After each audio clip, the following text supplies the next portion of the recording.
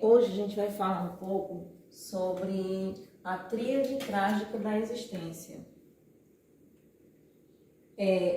A tríade trágica da existência digamos, podemos dizer que é um conceito, foi criado, cunhado pelo Viktor Frankl, né? Vou colocar aqui o nome dele, Viktor, eu acho que é com K, Viktor Frankl, que é o L no final. Viktor Frankl, ele é o pai da logoterapia, né? Vocês já ouviram falar na logoterapia? Vou colocar aqui desse outro lado.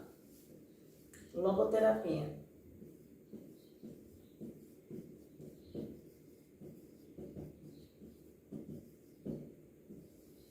Logoterapia nada mais é do que a busca pelo sentido, né? Logos e terapia, né? É a terapia do sentido, né? Então,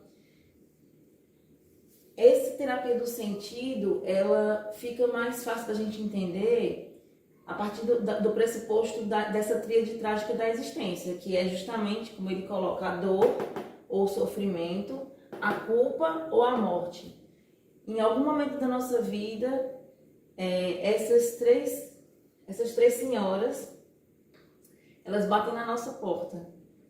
E a gente vai ter que lidar com isso de alguma maneira. Isso é inevitável. Todas as pessoas, independente de cor, independente de condição financeira, status social, posição que ocupa na sociedade, independente disso, nós iremos experimentar em algum momento essas três experiências marcantes, né? Muitas vezes traumáticas em nossas vidas. Mas o Viktor Frankl, ele fala que na busca pelo sentido existem valores que podem nos ajudar a lidar com essa tríade trágica da existência de uma forma mais adaptativa. Porque entre nascer e morrer, a gente pode fazer alguma coisa diferente. A gente pode experimentar flow, sim. A gente pode experimentar momentos de muito prazer, de muito bem-estar. E aí ele fala desses valores, né, que são os valores atitudinais, valores de criação e valores vivenciais. O que seriam esses valores de criação? Que é esse aqui, né? Os valores de criação, eles estão muito relacionados quando a gente pensa lá nas 7 leis espirituais do sucesso, ou 7 leis espirituais da vida, né, que foram pensadas, cunhadas pelo Deepak Chopra, né? Quando ele fala da lei do dar e do receber, ou da lei da doação, né? Então, esse valor da criação é justamente você dar algo de si para o mundo. Então é isso.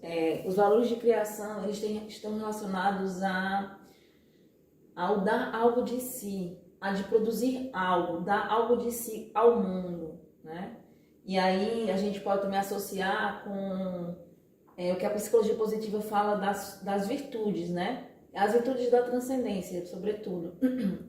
E as virtudes da transcendência, elas são, né, as forças de caráter que levam-nos à virtude da transcendência, que são justamente a apreciação da beleza e da excelência, a espiritualidade, a gratidão, a esperança e o bom humor, né?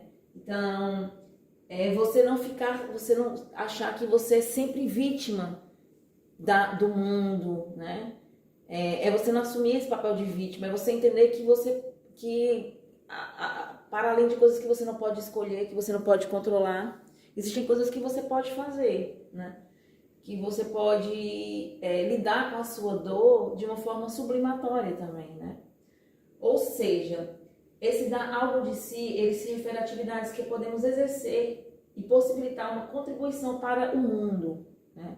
E isso nos faz perceber que a nossa vida não é em vão. Isso é uma das maneiras muito importantes de a gente buscar realmente um sentido, né? Através da nossa dor, a gente pode ajudar outras pessoas a minimizarem a dor que elas sentem. Então, a transcendência é justamente isso, a gente transcender a nossa dor, a gente sair da nossa dor, né? Sair desse filtro mental e começar a, através de dar algo da gente mesmo, a minimizar a dor do outro. E fazendo isso, isso tende a nos fazer se sentir melhor. É tanto que uma das atividades intencionais é justamente a prática da generosidade, a prática da cortesia. E a prática da generosidade e da cortesia, a primeira pessoa que vai ser contaminada de forma positiva por isso, por essa prática, né, somos nós mesmos. Então, quando a gente dá alguma coisa a alguém, sem ficar esperando retribuição, ou sem, até mesmo sem esperar por agradecimento, nós também nos sentimos cheios desse elan vital, cheios dessa magnitude, dessa força poderosa que é esse valor de criação, que é algo que talvez seja até difícil da gente explicar, né? É só vivenciando. Quando você faz alguma coisa que você sabe que é uma coisa boa, você se enche de gratidão também. Os valores vivenciais são justamente o contrário, porque a gente, lembrando, né, da lei de dar e do receber, a lei da doação, a gente não pode só dar, a gente também tem que saber receber. Muitas pessoas sofrem porque elas só querem dar, elas só querem dar algo de si, elas não recebem, elas não querem receber. Elas não se sentem merecedoras do amor, merecedoras de elogio, né? São pessoas que estão muito relacionadas, parece que elas têm uma crença de desamor muito grande. Crenças de desamor e crenças de desvalor, né? Então, a gente vai aprendendo, né? Às vezes, no geral, nós não nascemos com isso, né? Com essa condição de ter realmente esse valor de criação, esses valores vivenciais e atitudinais. A gente vai aprendendo, né? Porque também tem a ver com as nossas habilidades sociais, né? Habilidades socioemocionais. Isso a gente só aprende vivenciando, na experiência. Então, esse receber algo do mundo se relaciona a perceber também as coisas belas desse mundo, né? A usufruir das coisas boas do mundo, né? De uma forma não exploratória, digamos assim. Se a gente fosse pensar um pouco na questão das colonizações, de exploração e de povoamento, a gente podia pensar, fazer essa comparação. A gente não explorar, não acabar com as coisas, mas a gente usar de uma forma boa para a gente e para as pessoas ao nosso redor, né? Então, a gente perceber as pequenas alegrias da vida, né? Tem muito a ver com essa coisa do Ikigai também. As pequenas alegrias da vida, usufruir, né, da beleza, da excelência, entender, ver, observar. Então, por exemplo, quando a gente passa por um jardim, né? E a gente aprende, isso a gente pode aprender na escola, né? Então, muitas vezes, a escola, ela ensina os conhecimentos acumulados ao longo da humanidade, né? Porém, não ensina esses valores básicos, né? Uma coisa interessante no Japão é que antes deles começarem a ensinar matemática, física e química, eles ensinam as pessoas a respeitar o lugar onde elas vivem, a usar, mas não abusar dos bens que existem ali, né? A entender que não existe nada de errado em você limpar algo que você usa, de você organizar algo que você usou, de você não destruir as coisas que você tem, que não existe nada de errado, pelo contrário, isso é um caráter de humanidade. Nós somos animais também, mas nós somos humanos, nós temos potencialidade de pensar, nós somos seres pensantes, né? Então a gente tem que colocar a nossa cabeça realmente para funcionar, né? E entender que através dos nossos hábitos a gente pode ter mais bem-estar, sim, isso é possível, né? E a gente pode aprender. Com relação aos valores atitudinais, esses principalmente estão voltados, esses atitudinais, a forma de elaborar a dor, a culpa e a morte, né? Porque tem a ver com as nossas atitudes, tem a ver com a nossa vontade até, né? Ou seja, os valores atitudinais, eles se relacionam a características ativas do sujeito, né, ao ser confrontado com situações que estão para além de seu controle, né, e que podem possibilitar a superação dessa tríade trágica, através dessa busca pelo sentido, né? Então, quando a gente não pode mudar as coisas que estão acontecendo ao nosso redor, a gente pode mudar a forma como a gente percebe essas coisas. Muitas vezes, um trabalho de psicoterapia é justamente uma forma de mostrar ao paciente, mostrar ao sujeito que ele pode perceber as coisas que o aconteceram, as coisas que aconteceram na sua vida, né? Os traumas, as desilusões, de uma forma diferente. Né? E quando a gente muda a nossa posição, quando a gente muda a nossa percepção diante das situações, quando a gente faz uma retificação subjetiva também, né? Até que ponto coisas que aconteceram estão relacionadas a formas como a gente vivia, a comportamentos que a gente teve.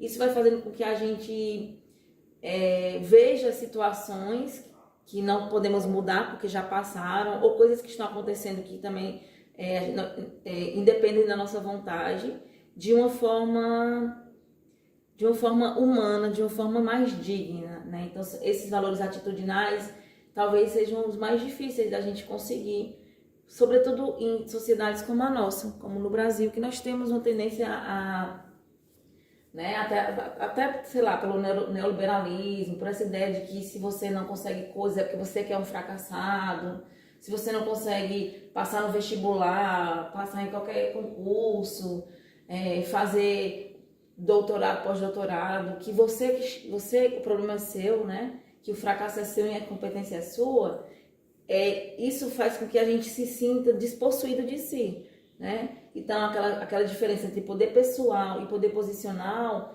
está relacionado também a esses valores atitudinais, né? Porque o poder posicional, ele se refere à forma como a gente se vê ocupando um determinado cargo. Porém, né, esse poder posicional, ele acaba quando a gente para de exercer aquela função, né?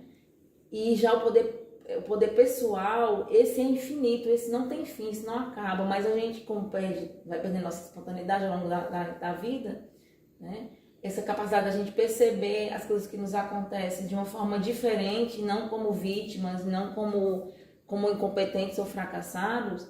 Então a gente precisa aprender a esses valores atitudinais muitas vezes, né? E a psicoterapia é um lugar interessante para a gente aprender isso, mas não é só na psicoterapia, né? As escolas, elas podem ensinar esses valores atitudinais, nós podemos aprender esses valores atitudinais através da observação da natureza, né? Então existem várias formas de a gente aprender a lidar com essa tríade trágica da existência, da gente começar a entender que nós podemos criar sim, podemos sair do vitimismo, do complexo de inferioridade, né? Podemos também aprender a receber as coisas do mundo sem destruir, né? E tudo isso tem a ver com a nossa capacidade de pensar, com a busca de sentido, né? Por isso que Viktor Frankl, ele é um teórico muito importante nos dias atuais, né? Para que a gente possa aceitar o que a gente não pode mudar, para que a gente possa lidar melhor com a nossa castração, para que a gente possa lidar melhor com a nossa frustração e que a gente possa lidar melhor também com a privação.